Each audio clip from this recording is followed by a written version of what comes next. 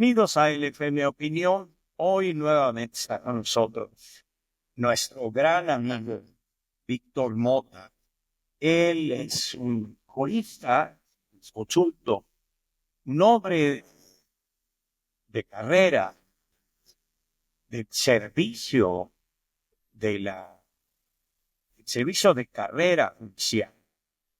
Y una de las gentes que pues fue corrido por tómbola. Pero en fin, no se trata de hablar de eso, ya hablamos con él en otra ocasión de este tema. Yo quisiéramos abordar con ustedes el tema de lo que hoy sucedió en la Suprema Corte de Justicia y que quisiéramos nosotros tratar de explicarle a la gente qué fue lo que pasó. Porque aún nosotros, los abogados, podemos perdernos en este mar de mentiras, de confusiones, de espejos, de simulaciones en los discursos que hoy vimos. Hoy vimos un problema de estricto derecho. Y yo quisiera empezar, Víctor, si me permites, diciendo que lo que hoy se discutió es un problema de competencia.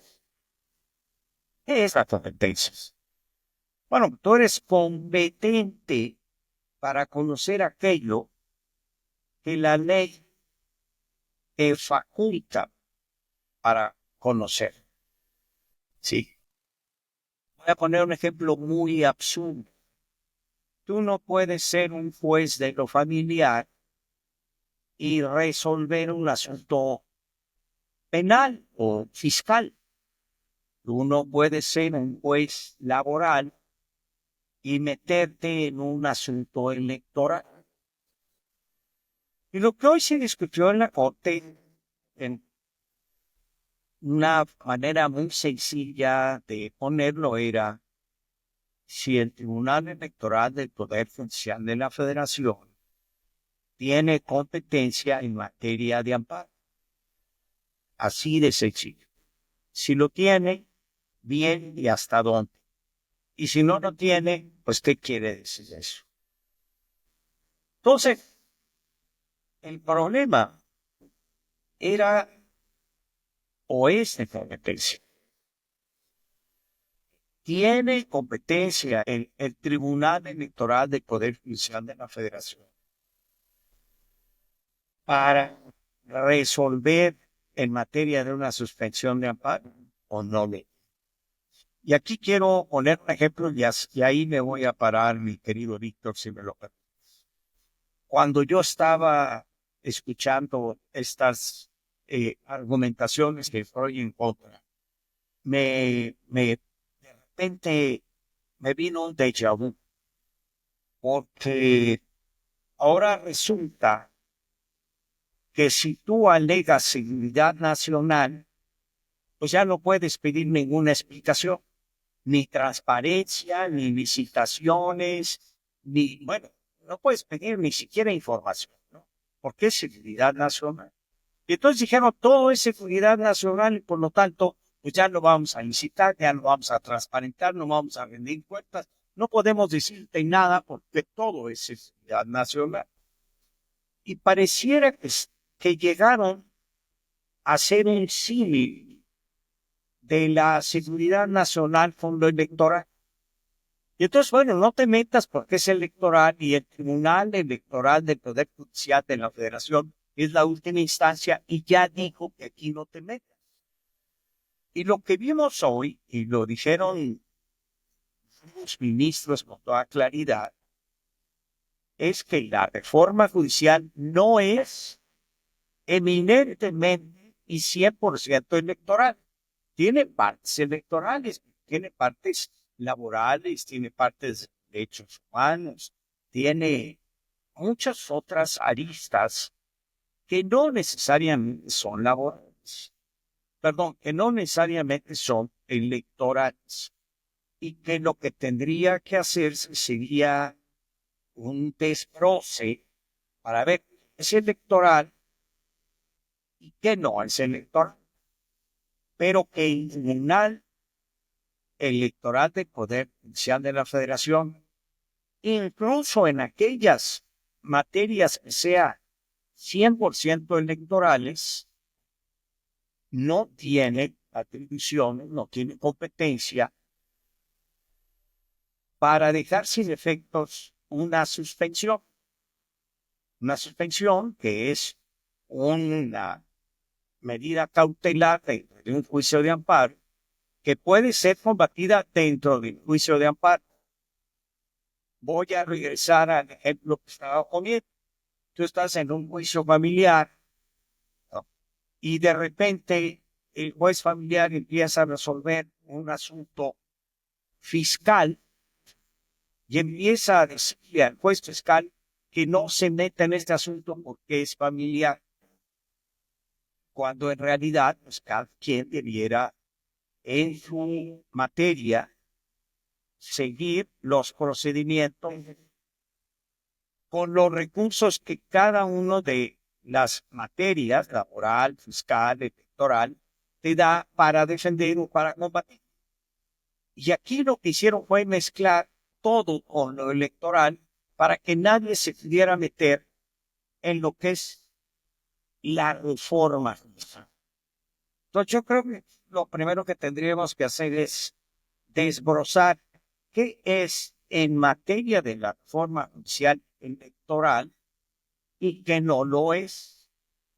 No sé si me expliqué y si por ahí va el asunto. Que nada, gracias a don Luis Farías Mackay por esa amable introducción y por tenerme de nuevo en su prestigioso programa LFM Opinión para permitir expresarme sobre estos temas de actualidad que estamos viviendo desde febrero del año pasado, en que se presentaron las iniciativas de reforma a la Constitución y que, por increíble que parezca, una a una las hemos visto cumplidas, como en nuestra peor pesadilla, porque han impactado en cambio social, ciertamente, pero que parte de destruir el sistema constitucional que se tenía desde factores fundamentales, porque los estudiosos del constitucionalismo dicen que toda constitución de un país, como esa acta donde se declaran los derechos humanos de las personas y donde a la vez se organiza el Estado mexicano, pues tiene lo que se llama cláusulas pétreas, que son aquellas sobre temas que no se deben tocar porque parten del documento fundacional, en este caso la Constitución de 1917, como la forma de gobierno representativa, democrática y federal, pero igualmente la organización del Estado mexicano a través de tres poderes funcionales que son, desde luego, el ejecutivo, el legislativo y el judicial. Y estamos acostumbrados a mencionar siempre el judicial al último como si fuera el patito feo, pero finalmente sí le toca esa función porque tiene que decidir de la validez de los actos de los dos primeros. Y en ese sentido, aprobada la reforma llamada judicial el 15 de septiembre de 2024, pues estableció que ahora el formato para la designación de ministros, magistrados federales, jueces federales y también de los jueces y magistrados de los poderes judiciales locales en cada estado, en las 32 entidades federativas, pues van a venir designados por una supuesta elección directa, ¿verdad?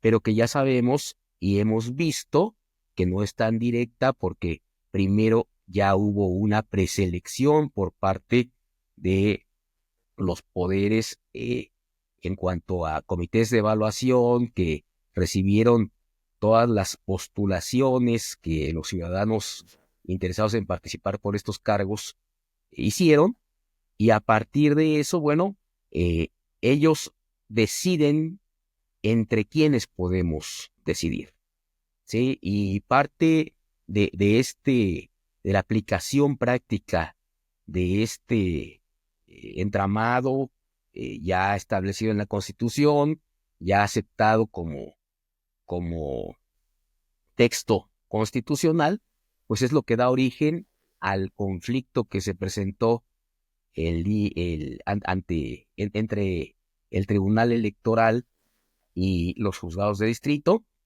y que hoy le correspondió resolver a la Corte en esta vía extraña, ¿verdad?, que estaba establecida en la Ley Orgánica de 1995 y en la Ley Orgánica de 2021 del Poder Judicial de la Federación, que es una facultad para que la Suprema Corte de Justicia de la Nación revise acerca de este tipo de decisiones en donde distintos órganos del Poder Judicial de la Federación pues entran en un conflicto real o aparente, ¿verdad?, en cuanto a las funciones que están desempeñando.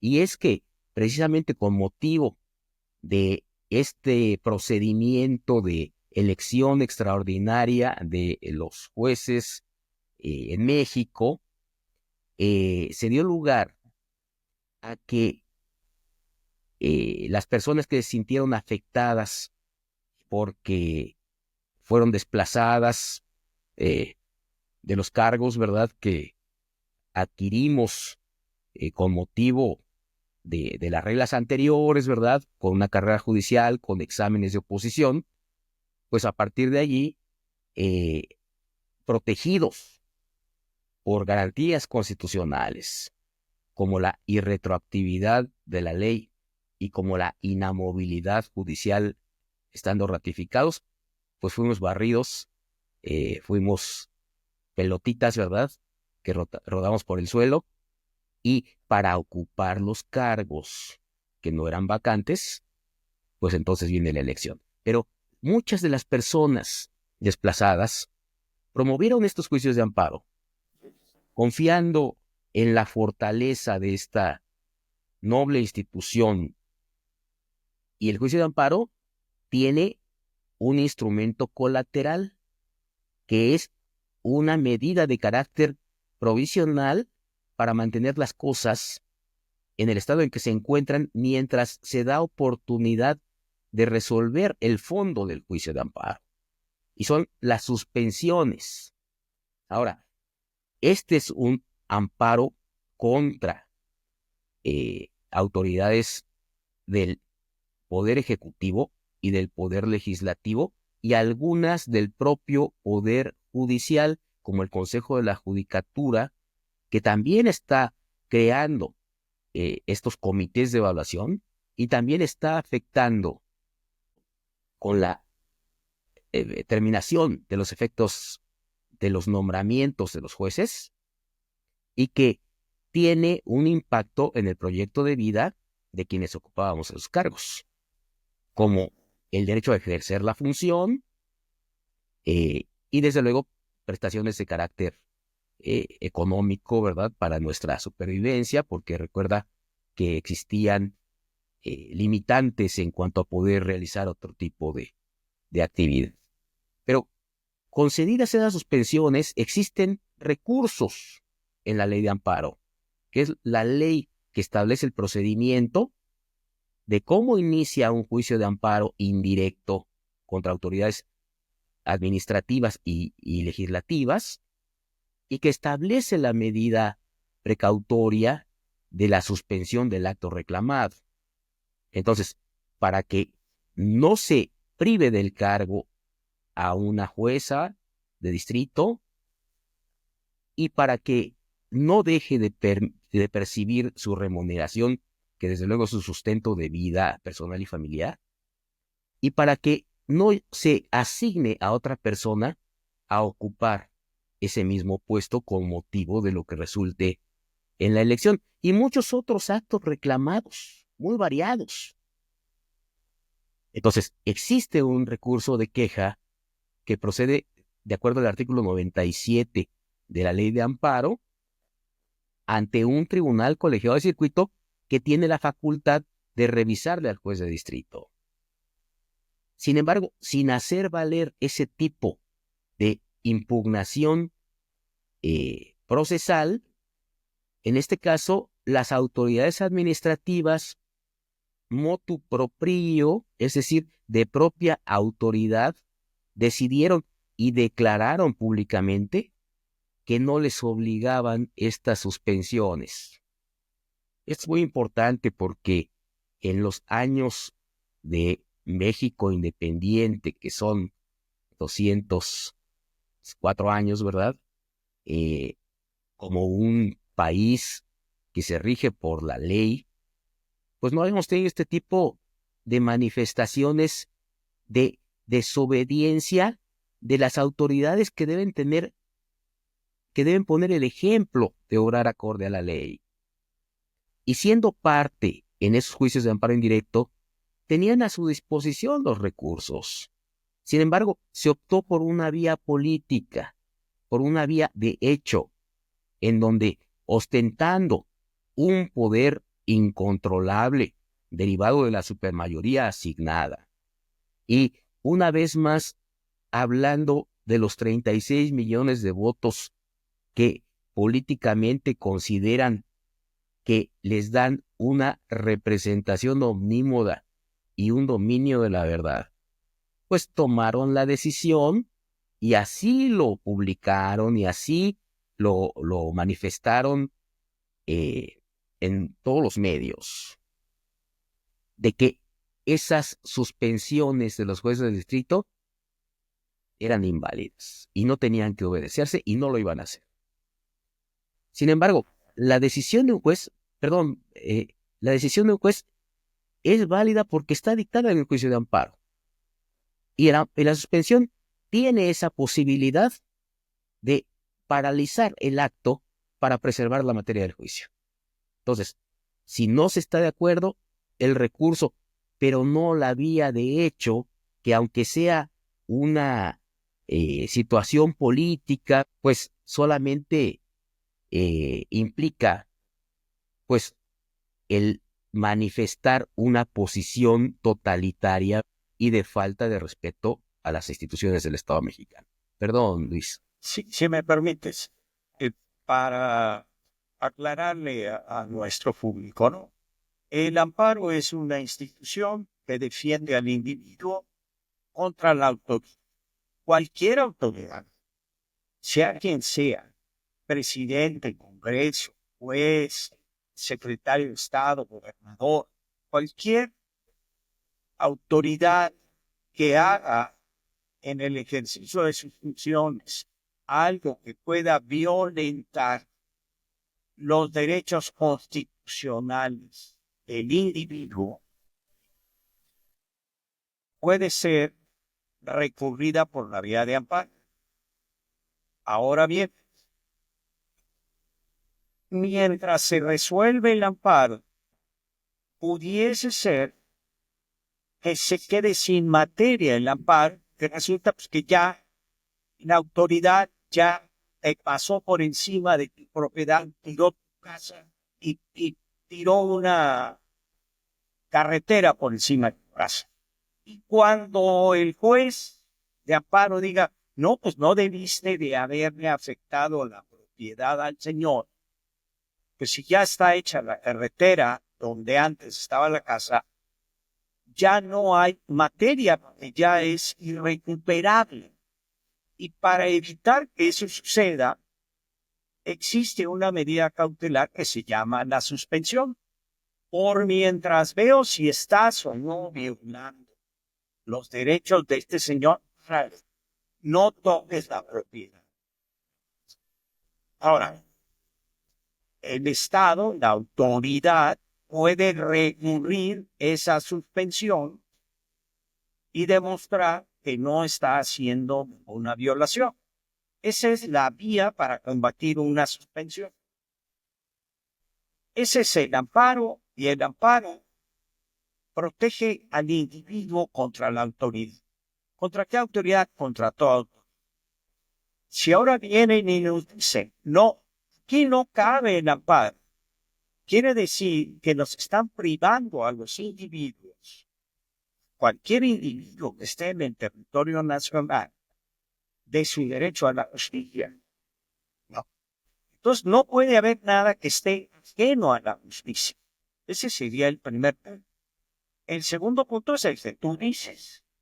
Bueno, si tú estás en contra de la suspensión que dictó el juez de amparo, combátela en la vía de amparo. Pero ¿qué fue lo que sucedió aquí? Como por la vía de amparo posiblemente no lo hubieran ganado, es decir, no hubieran ganado la queja o la mención de la suspensión, me voy y le pido al Tribunal Electoral que, alegando que él es la última instancia en materia electoral, resuelva que eso es electoral y que no procede en la suspensión. Nada más que aquí mezclaron peras con manzanas. Tú, Tribunal Electoral, puedes ver cosas electorales y eres la última instancia en materia electoral, pero no tienes facultades en materia de amparo. Y eso se discutió hoy, si el Tribunal Electoral tenía o no facultades en materia de amparo. No si era competente en materia electoral ni la última instancia en materia electoral, sino si tenía competencia en la materia de amparo para dejar insubsistente o anular o revocar una suspensión. Y bueno, aquí pareciera que estamos discutiendo si violamos los derechos del tribunal, de la sala superior del Tribunal Electoral. Bueno, y los derechos del ciudadano, ¿dónde quedaron? Y los derechos a la justicia de cualquier individuo en México, ¿dónde quedan? Si no podemos acudir a que la presidenta del tribunal dice, no, aquí nadie se mete, ya dijimos 3 magistrados además, que están perfectamente predeterminados, controlados y maiciados. Pues van a decir lo que les digan, ¿no? Lo que sucedió es que mezclamos peras con manzanas y nos llevaron a un ámbito que no era el propio de la materia de amparo para darle la vuelta a nada. Y afortunadamente hoy, hasta donde yo entendí, el pleno, bueno, el pleno de la Corte, pues dijo que con todo respeto, por un lado, te ruego que me indiques si estoy en lo correcto, el tribunal no tenía facultades para meterse en materia de amparo. Por otro lado, los jueces en materia federal de amparo, sí, cometieron un exceso en parte explicable porque la materia de la reforma electoral es muy compleja y muy confusa, y dictaron una suspensión en principio en cosas que eran electorales, pero que también habría que ver en sus términos y en sus méritos cada uno de los casos para ver si era materia electoral o no, porque tú lo acabas de decir. No todo era la inscripción o el registro de un candidato para ser evaluado por el comité del Poder Judicial. Pudieras estar peleando pues tu pensión o pudieras estar peleando cualquier otro derecho que no tiene nada que ver con la materia electoral. Y entonces habría que ver si la suspensión procede o no procede en los méritos de cada uno de los casos. Y finalmente, lo más importante, creo yo, es de que ninguna autoridad puede presumir que la suspensión es inconstitucional. Tiene que ser una autoridad competente la que declare si la suspensión procede o no procede. Pero no puede ser la autoridad responsable la que diga no, la suspensión a mí no me obliga.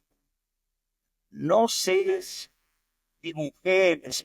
Es muy importante la exposición que realizas, Luis, y muy clara esta visión de que nada de lo que sucede en el Estado mexicano, a partir de lo actuado por nuestras autoridades, puede escapar del control jurisdiccional. A través de la vía del amparo tenemos un juicio que decide de la constitucionalidad de los actos de todo tipo de autoridades, incluso del Tribunal Electoral del Poder Judicial de la Federación e incluso de su sala superior. La cuestión es que las impugnaciones que se vieron en los distintos juicios, tanto los de amparo como los de contenido específicamente electoral, pues tienen una raíz que es, tiene tantas bifurcaciones, ¿verdad? Que hacen muy compleja esa materia y que necesitaría una separación muy clara de qué aspectos derivan del tema específicamente electoral y cuáles son los temas que tienen que ver con los derechos humanos, como muy acertadamente lo estás ejemplificando. Entonces, la designación de una persona que se sigue el procedimiento electoral, pues corresponde al Tribunal Electoral del Poder Judicial de la Federación, que funciona en salas regionales y tiene una sala superior. Pero los temas que impactan la vida de una persona en específico o de muchas personas en temas de libertad, en temas patrimoniales, en tema de permanencia en el cargo, estoy hablando de los jueces desplazados, pues entonces esos temas, desde luego, escapan de la materia electoral y lo dijeron los señores ministros y ministras el día de hoy, esos temas sí son propios de un juicio de amparo. Entonces, la complejidad de la reforma, el poner en marcha un sistema de elección para ocupar plazas, pero que están actualmente ocupadas y entonces hay un desplazamiento, pues genera acciones tanto en lo electoral como en el juicio de amparo, ¿verdad? Y entonces son dos figuras dentro del Poder Judicial de la Federación. Yo no quiero incurrir en descalificar posiciones, porque fueron muy claros los señores ministros el día de hoy y sus intervenciones es lo que estamos comentando. Fueron muy claros en decir que no hay una posición absoluta, porque como tú bien lo acotaste, el tema de la decisión del día de hoy, con fundamento en el artículo 11, fracción 17 de la Ley Orgánica del Poder Judicial de la Federación, pero la abrogada, todavía la de 2021, la Corte podía hacer este tipo de trámites, ¿verdad? Existía una vía. Recuerda que el 20 de diciembre de 2024, 3 meses después de la reforma constitucional, también se expide una nueva ley orgánica del Poder Judicial de la Federación, acorde al cambio constitucional. Y esta nueva ley orgánica ya no trae esta facultad. Lo que hicieron los señores ministros y ministras fue, a partir del tercer transitorio de la propia ley, establecer que la actual Corte, con la integración que tiene, puede seguir actuando con la ley orgánica anterior. Entonces, existe una vacatio legis, un periodo en el que no se aplica la ley nueva, y este tema es muy importante, pero lo trataron ellos al establecer que la vía de la revisión que hicieron el día de hoy está vigente y es válida y los facultó para poder analizar el tema de lo resuelto por el Tribunal Electoral, que dijo que los jueces de distrito no pueden pronunciar suspensiones en amparo indirecto en temas electorales.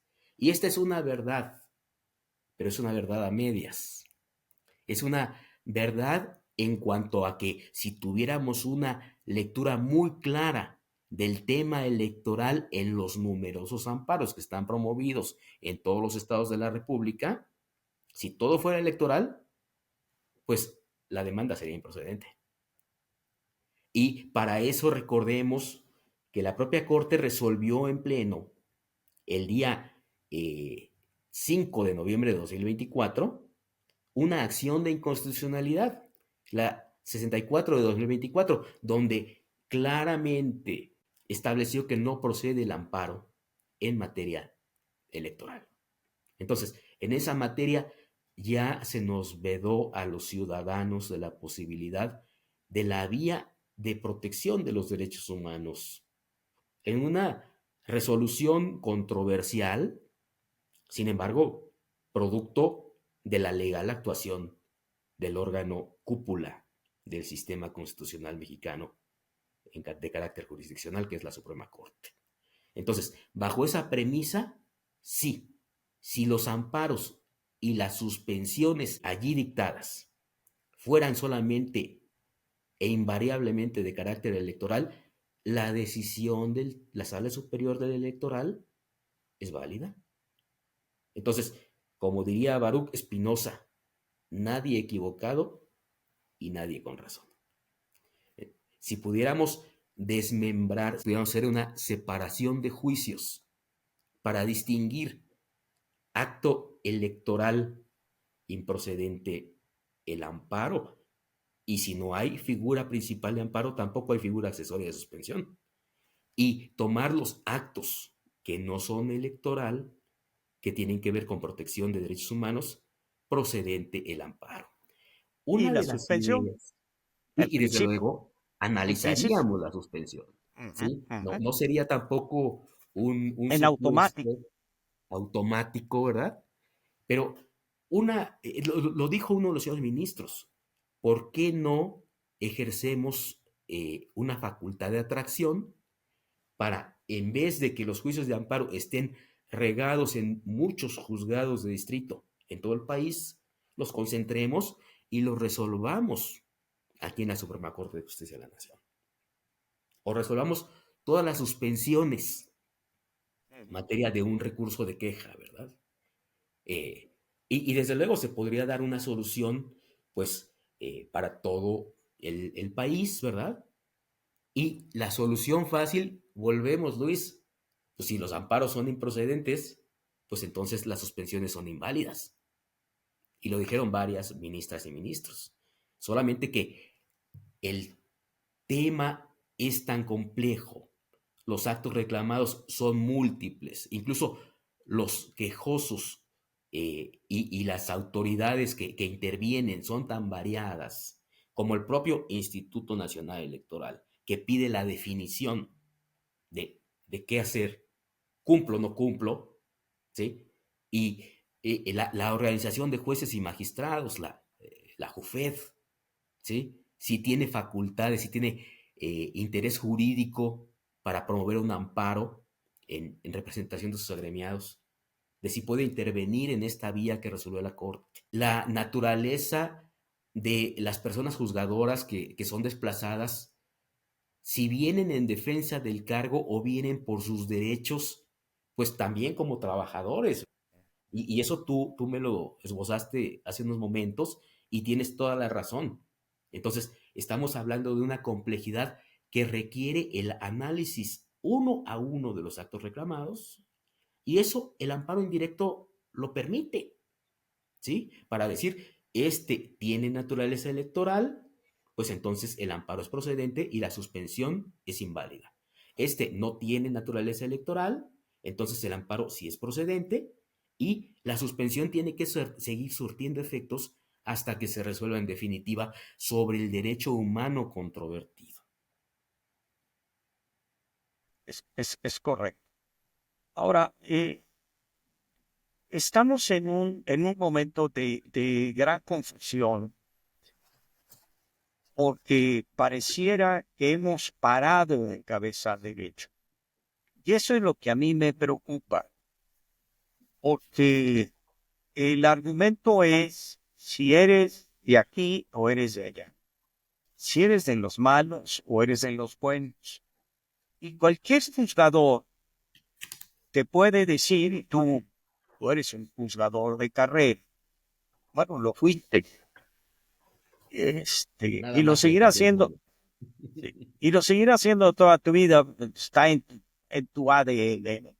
Pero cualquier ciudadano te va a decir, bueno, yo necesito ver el expediente y necesito ver las pruebas y necesito ver los alegatos. Porque pues tú me puedes decir, este es bueno y el otro es malo, pero yo tengo que ver el asunto en sus méritos para poder determinar. Y eso es lo que hace precisamente justa a la justicia. Y me parece que fue lo que hoy vimos en la corte, ¿no? Que a mí me pareció extraordinario el planteamiento del ponente cuando dijo, a ver, el tribunal está mal porque se excedió en sus competencias. Puede ser que los jueces de amparo se hayan excedido en algunos casos, habrá que verlo, ¿sí? Porque pudieron haber entrado en materia electoral, pero habrá que ver qué era electoral y qué no. Y finalmente, no podemos, y eso para mí, repito, es lo más grave, no podemos permitir que la autoridad responsable de motu propio diga qué sí y qué no va a acatar. Porque entonces no es el hecho, aquí voy a entrar a un tema que la mayoría de la gente no lo entiende, pero el deber ser no es una ley natural como la ley de la gravedad. Es un deber ser entre muchas conductas. Una debe de ser. ¿Por qué esa? Ah, bueno, porque la sociedad se puso de acuerdo que eso es la conducta que debe de ser, porque para obtener un fin, una conducta debe ser. Pero ese deber ser no es forzoso. Es obligatorio, pero no es forzoso. No es como la ley de la gravedad, ¿no? La piedra no puede evitar caer con la gravedad, pero yo sí puedo evitar cumplir con la ley, puedo violar la ley. Y entonces uno de los elementos eh, esenciales de la ley es que la ley puede ser violada. Y como la ley puede ser violada, la ley debe de tener una fuerza, tiene que tener una coacción para obligar a que la ley se cumpla. Esa es precisamente pues la espada de la justicia, ¿no? Yo tengo la espada para hacer cumplir la ley. ¿Por qué? Porque la ley puede ser violada. Está en su naturaleza, en su esencia. Entonces, cuando algunas ministras, y hablo en ministras porque las tres fueron mujeres y las tres dijeron lo mismo, de que la autoridad puede no cumplir una suspensión porque la considere inconstitucional, pues se está acabando la ley. Porque ¿a quién le corresponde decidir si cumple o no cumple la ley? Y eso a mí me parece muy preocupante y es lo más grave. Creo que los ministros, el resto de los ministros que votaron a favor, o lo dejaron muy claro. La autoridad de motu propio no puede decir esto sí lo cumple o no lo cumple. Si no estás de acuerdo, ve y combátelo ante la autoridad dentro del procedimiento de amparo. Pero no digas de entrada no lo cumplo porque yo digo que es inconstitucional. Porque tú quién eres, otra vez regresamos a la competencia. ¿Quién te dio la competencia para declarar constitucional o inconstitucional una suspensión?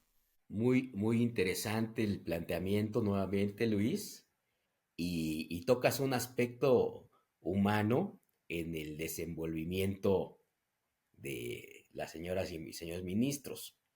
Un tribunal constitucional es un tribunal conservador, por definición, porque su misión desde su establecimiento en el orden fundamental es conservar al orden jurídico. Y ese orden jurídico se logra cuando todo el sistema de autoridades fundamentalmente y después de Ciudadanos respetan los pactos fundamentales. ¿Cómo lo dice? Respetar la ley. Ahora, en el aspecto humano, ya vemos que la Corte muestra una clara división entre los ministros conservadores acorde a su función, que funcionan a partir de argumentación, de razonamientos, y una ala divergente, dicen disruptiva, en donde acorde al fenómeno del cambio social y conforme al criterio de atender al poder político, han manifestado públicamente pues su conformidad con ese cambio. Tan es así que 3 de las señoras ministras ya son candidatas registradas para contender en las urnas por el propio cargo que hoy están ejerciendo. Y que vamos a ver una transformación entre la ministra del 31 de agosto de 2025, designada conforme al sistema mixto de propuesta presidencial y designación por el Senado, o propuesta presidencial, desechamiento de la terna por el Senado y designación directa presidencial, en una cuestión que igualmente creo que no lo pensó así el constituyente originario, ¿verdad? Creo Y que nunca lo creímos que pensó, tuviéramos un presidente tramposo. claro, que el constituyente originario lo planteó orientado por la buena fe, en el sentido de no obstaculizar la integración de un órgano importante como la Corte a partir de un congreso reaccionario y confrontativo del titular del Ejecutivo. Pero creo que no es lo que se vio. La magistrada Mónica Soto habló de que la realidad es realidad. Y algunos de los señores y señoras ministras lo asumieron el día de hoy en sus participaciones. Entonces, ese poder político que ya está impregnado en la Corte, con las intervenciones de las señoras ministras, pues quedó evidenciado en cuanto a una posición ya inquebrantable de perseguir un objetivo de ese tipo político y de ganar una elección. Y esto lo traigo en cuenta por tu intervención y porque previo a la discusión de fondo del asunto, vimos un debate nutrido en cuanto a impedimentos planteados por la magistrada presidenta de la Sala Superior del Tribunal Electoral, en donde señaló que 4 de los señores ministros estaban impedidos por su activismo en contra de la reforma, que ya es una realidad. Y recusó al ministro Gutiérrez, el ponente, a la ministra Norma, la presidenta de la Suprema Corte de Justicia de la Nación, al ministro Lainez y al ministro Pardo. Y ellos se encargaron de desacreditar esas imputaciones en el sentido de que no han hecho un activismo. Dijeron, nos hemos pronunciado en aquellos foros simulados en donde pues simplemente se dieron 5 minutos a cada uno para manifestar su posición frente, no frente a la Constitución, sino frente a la iniciativa, entonces, ante un Congreso que no fue el que aprobó la reforma constitucional, porque los foros fueron en agosto, terminando la 64 legislatura. Y entonces los senadores y diputados que escucharon a los señores ministros no fueron los senadores y diputados que aprobaron la reforma ya en la 65 legislatura. Y entonces, el que me inviten a manifestar mi posición frente a una iniciativa, desde luego, y desde luego ante autoridades y poderes federales constituidos, pues no es un activismo, ¿verdad? y se desecharon esos 4 impedimentos o se declararon improcedentes. Pero yo pregunto, ¿y no hay otros 3 impedimentos que nadie puso sobre la mesa? Que es si candidatas en curso están impedidas para decidir de la validez de actos en los que tienen un interés personal porque persiguen el beneficio de la elección y de la designación precisamente en ese proceso electoral. No Entonces, hay ahí un interés, un conflicto de interés grave. y, y las señoras ministras han hecho ostentación pública y anticipada ¿No? de su interés en el cargo mediante el nuevo formato de elección como ministras de la Suprema Corte. Y entonces esa reflexión me viene en un momento y desde luego pues no se tocó, nadie la planteó, pero para mí tendría un peso específico. El otro Claro, punto es que, bueno, yo en mi carrera judicial traté de orientarme al sustancialismo, ¿verdad? Y resolver las cuestiones de fondo y no quedarme en formatos. Pero pues hoy pudimos ver que la Suprema Corte atrajera las suspensiones o atrajera a los juicios de amparo e hiciera esa labor de separación de qué es electoral y ponerle fin al amparo en ese respecto de esos actos reclamados y declarar pues cualquier modificación en los temas que son propiamente de derechos de amparo, humanos, materia del amparo, para definir la cuestión, sobre todo en un asunto que si bien no versa en el tema propiamente de la reforma constitucional, que ya en la acción de constitucionalidad 64 dijeron que no procede el amparo, bueno, por los tiempos que están corriendo, por el proceso de elección extraordinaria de jueces que está en curso, pues sí requiere una atención inmediata, yo diría urgente, y no esta orden a los jueces de distrito para que de oficio reflexionen sobre la validez de sus propias suspensiones provisionales. Cierto, un juez de distrito tiene la posibilidad de revocar su suspensión provisional por hecho superveniente. Es lo que está establecido en la propia ley de amparo. Es una facultad de revocación. Normalmente la revocación es de la autoridad administrativa y el juez a partir de la impugnación y la resolución del órgano revisor, que sería un tribunal colegiado de circuito. Pero la ley sí establece la posibilidad de que el juez reflexione y oh, revoque su decisión. Si había negado la suspensión, que la conceda. Si había concedido, que la niegue o que haga modificaciones, siempre con base en un hecho superveniente. Y en este caso no hay un hecho superveniente. Hay sí, un derecho mm, sobrevenido. Hay un cambio pero, constitucional. sí, pero además no, no pone fin al conflicto, porque lo que resuelve el juez nuevamente pudiese ser materia de impugnación y de interpretación. Pero en fin, pues eso es lo que tenemos. Te haría una última pregunta. A mí me preocupan las declaraciones del presidente del Senado, que se extralimita cada vez que abre la boca. Y voy a empezar por lo que más me preocupa.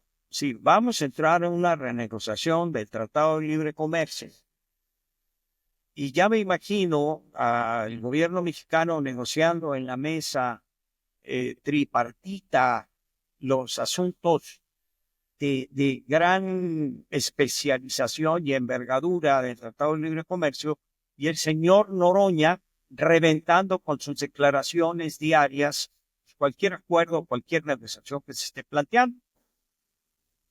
En el mismo sentido, a mí me preocupó ayer lo que dijo el señor Noroña, que dijo el senador Noroña. Lo que diga la Corte es insubstancial. No, no vale la pena. No hay ni siquiera que tomarlo en cuenta, ¿no? Eso es gravísimo, porque si ayer lo adelantó, hoy, antes de que nosotros terminemos esta plática, el señor puede estar diciendo que la Corte puede resolver lo que quiera, que aquí nosotros ya decidimos, porque a final de cuentas nosotros ya sustituimos a la Corte en la designación de los candidatos del Poder Judicial a la elección extraordinaria judicial de jueces, magistrados y ministros. ¿Y por qué no podemos nosotros pasar por encima de la Corte, no obstante lo que hoy haya resuelto? Y eso me preocupa mucho porque, bueno, pues es prácticamente anular al Poder Judicial de México, ¿no? ¿Qué sigue? Porque en otro país, habiendo resuelto la Corte, y fíjate qué curioso, las tres ministras decían, las resoluciones de la Sala Superior del Tribunal son definitivas e inatacables. Ni siquiera nosotros podemos revisarlas. Pero ¿qué pasa con las resoluciones de la Corte a la que el Poder Legislativo puede decir que le importa un bledo lo que diga la Corte? ¿Dónde queda la definitividad e inatacabilidad de las resoluciones de la Corte? ¿Qué podemos esperar mañana de esta resolución, Roy? Conforme a ese criterio político frente a los factores reales de poder que ya hemos visto que son muy reales, podemos esperar cualquier cosa. ¿Sí? El riesgo no es la procedencia del amparo o la procedencia de un juicio electoral, sino que al margen de los supuestos legales de procedencia, se hagan declaraciones en cuanto a la viabilidad de un criterio simplemente por un convencimiento político. Eso es lo que vemos en un operador político como lo es el senador, pero lamentablemente también lo vemos en intervención de personas que tienen el cargo de ministras y que se están guiando por ese finalismo en vez de hacer la reflexión argumentativa conforme a principios y reglas constitucionales para poder dar una determinación. El problema, Luis, es que las señoras ministras se volvieron predecibles y sabemos que independientemente del tema de un juicio o de un procedimiento, sabemos que su decisión y su voto van a estar arreglados a ese finalismo, que es un finalismo del órgano designador, que son cuestión de lealtades políticas y que es un finalismo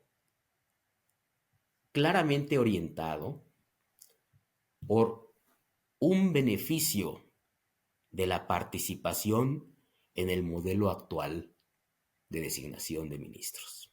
Entonces, en ese sentido, pues yo hago una reflexión que puede ser final si tú así lo decides, ¿verdad? En el sentido de lo que decía Eric Fromm, el psicólogo que de Alemania vino a vivir a México y de hecho fue uno de los iniciadores de la Facultad de Filosofía de la UNAM, perdón, de Psicología. Él decía en ese libro de El miedo a la libertad, decía, el holocausto de millones no fue el fruto de una sola mente esquizoide. Hubo muchos que gustosamente apoyaron una idea descabellada.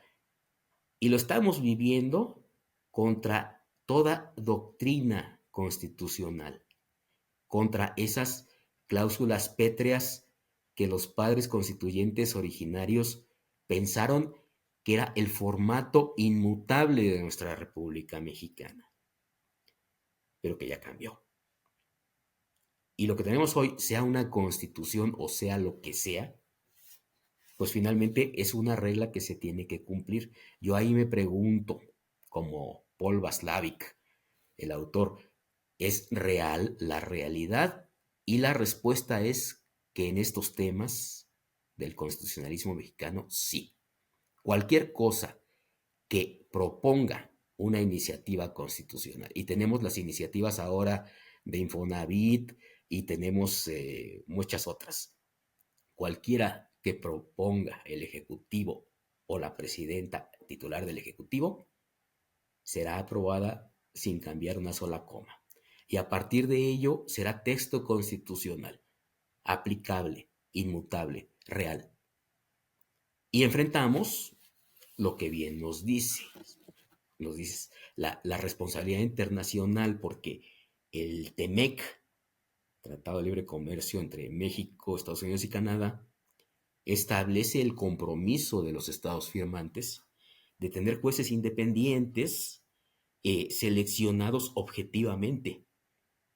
Y eso ya lo teníamos en México, jueces de primer nivel, precisamente por el proceso de formación a lo largo de años, que desde ser mecanógrafo es con un concurso y examen, para después ser actuario y después ser secretario de juzgado de tribunal de la propia corte, y después ser juez de distrito y después ser magistrado de circuito, igualmente con otros concursos. Entonces, no es la suerte de pasar un primer examen, era una serie de exámenes a lo largo de años de formación jurídica judicial. Y eso cambió el modelo. Y, perdón, pero yo anticipo que la Corte Interamericana va a decir, solo fue un cambio de formato de designación de jueces y cada país es libre de elegir las formas. Lamentablemente, creo que ese es el desenlace final de esta historia, ¿verdad? Que impacta realmente en la vida de las personas juzgadoras, pero también de todos los mexicanos, porque algo se perdió. Sí, mi querido Víctor, porque si vemos bien, la reforma judicial tiene que ver con ámbitos de cómo seleccionar a los juzgadores en México. Pero nunca nos preguntaron qué justicia y cómo la queríamos los mexicanos. O sea, el problema de fondo no cómo designar jueces, sino cómo garantizarle al mexicano una justicia, perdón lo que voy a decir, una justicia justa, una justicia accesible, una justicia sencilla, una justicia efectiva, ¿no? Y ese va a ser el gran problema, porque tú puedes elegir cada 3 años a todos los jueces que se te pegue tu regalada gana. Pero México lo que requiere es una justicia verdadera en los hechos, en la realidad. Y creo que no estamos avanzando en ese sentido. Pero en fin, Víctor, eso creo que será motivo de alguna otra plática. Pero te interrumpí, por favor. Eh, Totalmente de acuerdo contigo en la importancia del tema y cómo va a continuar.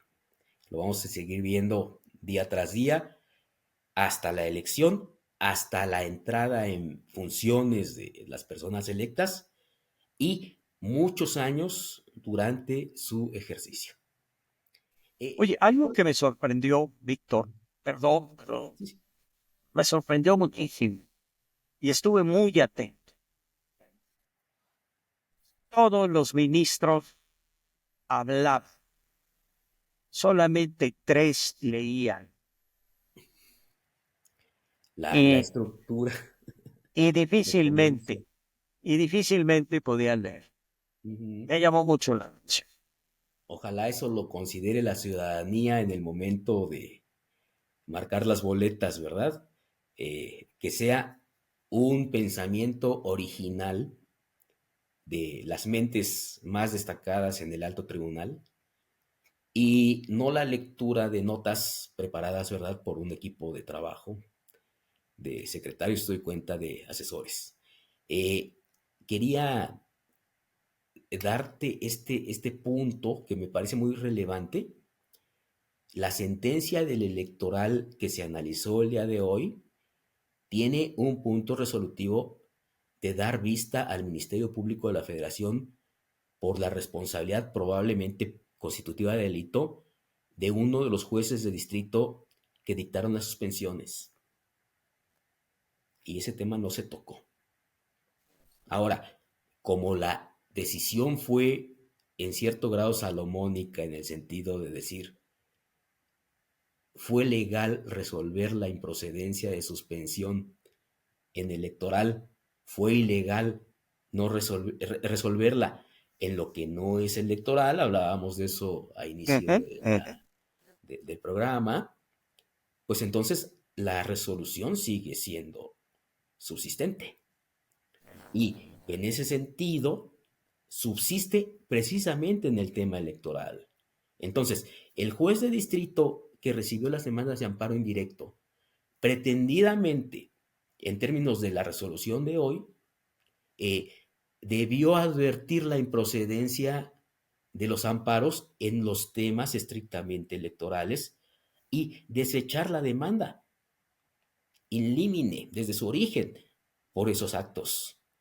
Al admitir por la totalidad de los actos y pronunciar suspensión por la totalidad de los actos, incluyendo aquellos de materia electoral, probablemente cometió un delito. Eso es lo que se dijo en la sentencia del Tribunal Electoral. Y la vista al Ministerio Público de la Federación subsiste, porque sí hubo actos de naturaleza electoral. Y los ministros estuvieron de acuerdo, todos, en que sí hay actos de naturaleza electoral en esta suspensión. Y estuvieron de acuerdo todos en que en ese sentido el amparo es improcedente y por tanto no cabe una suspensión que es un accesorio del amparo.